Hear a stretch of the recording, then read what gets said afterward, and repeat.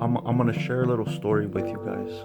Okay, and this story has to do when I was still in my gang, and when I was still living that gang life, and something that happened one night. I'm not. This is not gonna turn into that kind of a channel, or I might share some stories about my life, only to give you guys my testimony, maybe a few stories of when I was in prison or the life that I've lived. It's my testimony. It's part of my life, right? So this story is just to lead to something else. So I don't want you guys to think that my channel, my stories are going to start to become more gang related or to somehow glorify that life. It's not going to be that at all. But I tell this story, like I said, it's going to lead into something else. So one night when I was involved in that life, in the gang life, some of my boys went to this house to collect some money, and it turned into something really bad. And one of my boys got beat up pretty bad, so they came over to the house where I was hanging out at, where I was chilling at, to get me to go back and handle it, right? So we did. We went in, we went back, and at that time I was really active. I was really hard-headed, and I was that homeboy. I was that homeboy that would push the issue even further. And so I told them, look, if we're gonna go over there, we're gonna go back. You already got beat up, so if we're gonna go back, we're gonna really go do some damage, right? So let's go. And so we decided to go, and one of the guys that was coming with us, he was a younger white kid, a white guy, right? And we were from a Mexican neighborhood. And the other two that were with us, one of them I won't mention too much because he ended up turning against us, turning state's evidence against us when the case went to trial. And we went to prison and he didn't. But I'm not going to mention him too much because I don't want to put him down. Like I said, I'm not going to really gang politics on this video or nothing. So I don't want to put his name or even. But there was another guy in there that was from a very reputable gang in Los Angeles, but like I said, he ended up turning state's evidence against us, and so I'll leave him somewhat out of the picture. But then there was another older homeboy with us, who was pretty solid, a solid homeboy. At that time, I was like 19. My younger homeboy that I said that was white, he was about 15, and our older homeboy, the one who had gotten beat up, who went back to collect his money, he was closer to his 30s, so he was what we would consider our big homie. So we went, and anyway, it kicked off.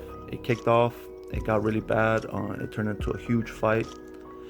At some point in this fight, that older homeboy, he was Mexican. He was an older homeboy, what you would think of a typical gang member, OG from the 90s.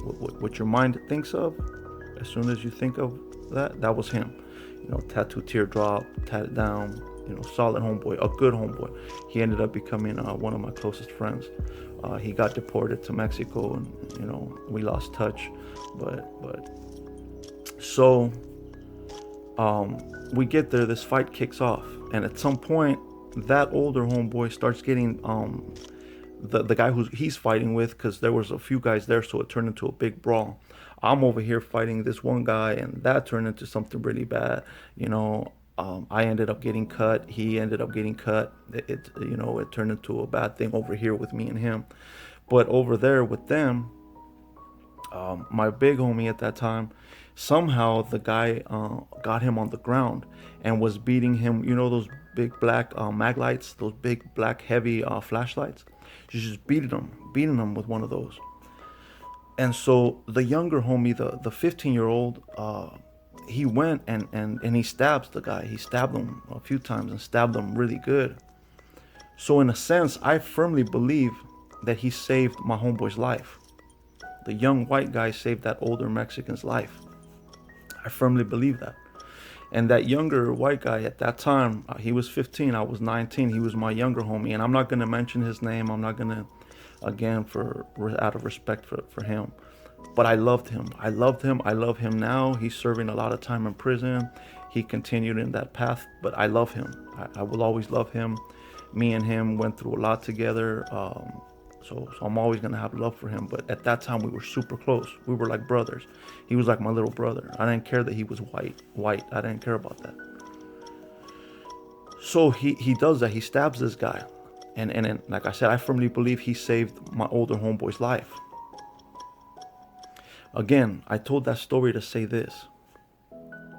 I have a real problem. I have a real problem when people say things like, the white man is the problem.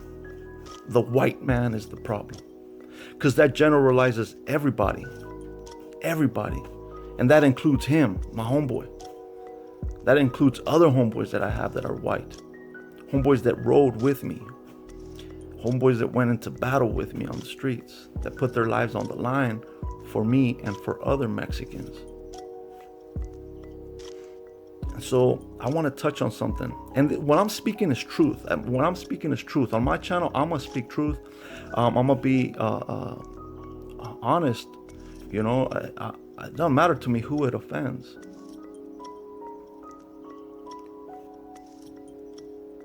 The white man is not the problem.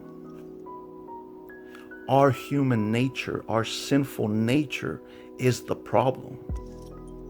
That is the problem. You see, and I have native friends and I have black friends too. And I have love for my black. I have love for everybody. I'm not racist at all. This isn't racial at all. I myself am Mexican. My parents are both from Mexico. I'm first generation here in America. So I have black friends that I love. I have friends of every race that I love. I'm only speaking the truth. My native friends, you know, I don't mean to offend you if you ever watch this video. My black friends, I don't mean to offend you if you ever watch this video, but I believe I'm speaking truth. And I believe that if you're open to truth, you will see the truth behind what I'm about to say.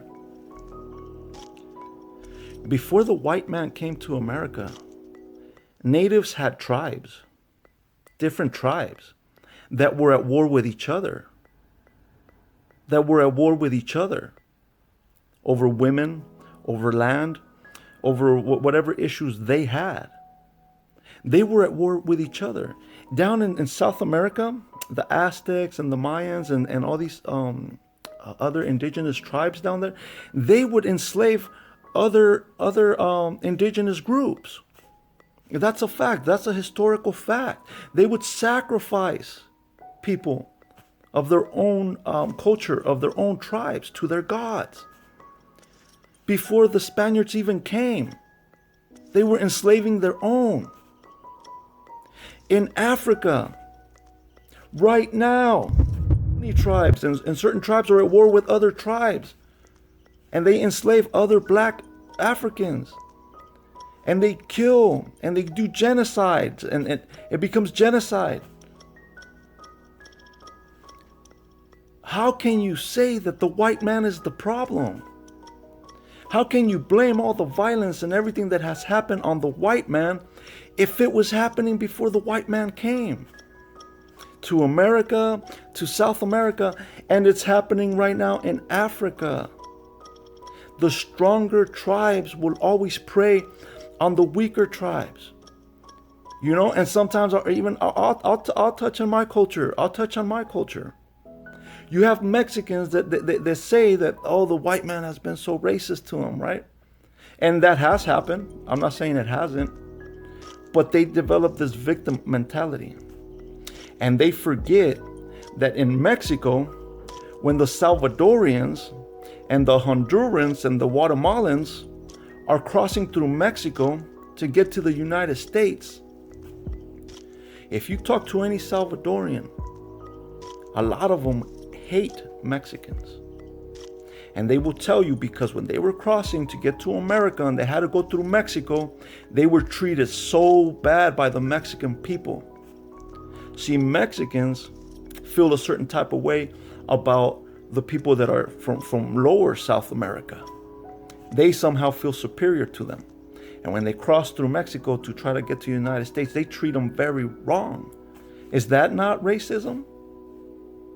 Is that not bad? But then we want to always play that victim role and play that card of the white man. They're so racist, they treat him. No, we as human beings, there's also reverse racism. I've worked at places where there's the majority are Mexicans and a few white people come to work there and the Mexicans treat them so bad. It's their payback. It's their payback to the white man for everything that was ever done to them by white people. See, I'm just being honest here. The white man is not the problem. That's just a fact. That's just the only people that hold on to that view and that will continue to believe that view are people that have closed themselves off to reason, to logic, and to truth. We have to be open to truth. We have to be open to God's truth. First off, the Bible tells us that human nature is the problem. And that's where it begins for me as a believer in the Bible. That's where it begins for me. That's the truth right there. But then I see it. I see it played out. I see great, wonderful men of God in every race. And I see horrible human beings in every race. And like I said, most of the time, the people that are going to treat you the worst don't have to be of another race or of another color. It can happen to you by your own people. Just go to Mexico right now where the cartels are taking over, where they're raping women, where they're killing you for your land. Just go to Mexico and ask them if the white man is the problem. Go ask Mexicans right now who are being extorted, who are being just taken advantage of by their own people who have got numbers and have came to power. Ask them who the enemy is. We need to be honest. The flesh is the problem. Satan is the problem. Living a life apart from God and not following God and not seeking God's holiness and righteousness in our lives is the problem.